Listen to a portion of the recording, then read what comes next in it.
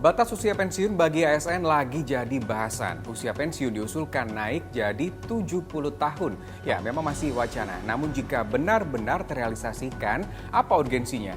Dan bakal menguntungkan bagi negara atau sebaliknya? Yuk kita diskusi soal ini. Wacana kenaikan batas usia pensiun PNS lagi jadi sorotan. Wacana ini bermula dari usulan Korps Pegawai Republik Indonesia. Menurut Ketua Umum Dewan Pengurus Korpri, tujuannya untuk mendorong keahlian dan karir pegawai ASN. Memang sih nggak semuanya dipukul rata 70 tahun. Untuk jabatan manajerial, batas usia pensiun pejabat tinggi utama diusulkan naik dari 60 tahun menjadi 65 tahun. Sementara untuk jabatan non-manajerial, batas usia pejabat fungsional utama diusulkan pensiun di usia 70 tahun. Oke, lalu apakah poin usulan ini akan masuk dalam revisi undang-undang terkait ASN?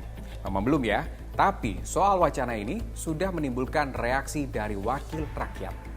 Sebaiknya itu dikaji dulu lebih lanjut.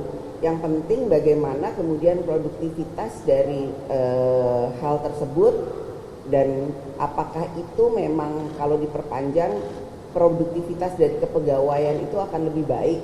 Yang penting itu kan bagaimana kemudian nantinya ASN itu bisa lebih efektif dalam melayani masyarakat. Jadi apakah kajiannya itu sudah ada, dasarnya apa? Satu lagi, jangan kemudian nanti membebani APBN.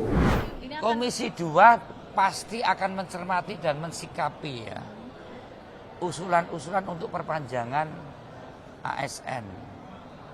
Ini kan menyangkut masalah meritokrasi. Ini kan menyangkut masalah bagaimana dari rekrutmen, dari mentraining ASN, kemudian mempromosikan ASN yang itu antara usia dan tingkat produktivitas serta penambahan kompetensi untuk setiap jenjang itu kan sudah ditentukan. Kalau menurut warga dan ASN gimana ya? Setuju atau sebaliknya? Jadi kalau menurut saya harus didasarkan pada data, 65 mungkin masuk akal. Tapi kalau lebih dari itu saya kira perlu dipertimbangkan. Belum lagi kaitannya dengan daya serap tenaga kerja ya. Jadi yang atas nggak keluar-keluar, yang bawah ini nanti repot juga. Karena kita ingat ya pengangguran kita tuh tertinggi di ASEAN. Itu angka harapan hidup sudah mulai meningkat. Itu dimungkinkan secara fisik, tetapi memang kemudian kualitasnya aja, produktivitasnya gitu tuh perlu di studi lebih lanjut ya gitu. Apakah produktivitasnya masih tetap sama untuk jenis-jenis pekerjaan tertentu gitu. Apalagi dalam konteks perkembangan teknologi informasi sekarang gitu ya. Ini kan kita perlu segera beradaptasi dengan perubahan yang terjadi di dunia gitu ya. Intinya sih harus kembali dicermati dengan kembali menimbang apa untungnya bagi negara dan potensi masalah yang ditimbulkan. Manfaatnya sebenarnya kita tidak perlu itu Mbak, melakukan atau mendidik lagi kepada mereka-mereka yang istilahnya itu masih produktif. Karena usia 70 kan sekarang masih produktif Mbak, sehingga masih energik lah kira-kira seperti itu. Sehingga menurut saya itu memang ada logis juga kalau misalnya mereka dinaikkan sampai usia 70.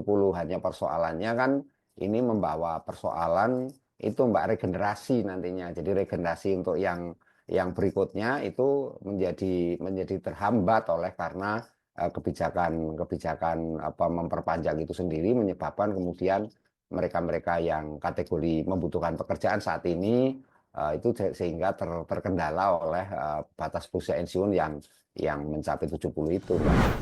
Belum lagi kalau lihat APBN di tahun ini, realisasi belanja pegawai kementerian dan lembaga per April 2025 mencapai 102 triliun rupiah, naik 5,7% dibandingkan tahun sebelumnya. Kalau masa pensiun diperpanjang, khawatir beban APBN pun akan bertambah. Padahal di sisi lain ada kebutuhan masif soal lapangan pekerjaan karena adanya faktor bonus demografi saat ini.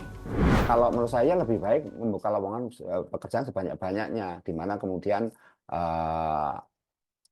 akses untuk memperoleh pekerjaan diperluas, Mbak. Karena sekarang ini kita mengalami satu kondisi yang di mana permintaan tenaga kerja itu sangat tinggi sekali, Mbak. Apalagi mereka-mereka yang istilahnya fresh graduate baru lulus itu sarjana-sarjana sangat banyak sekali.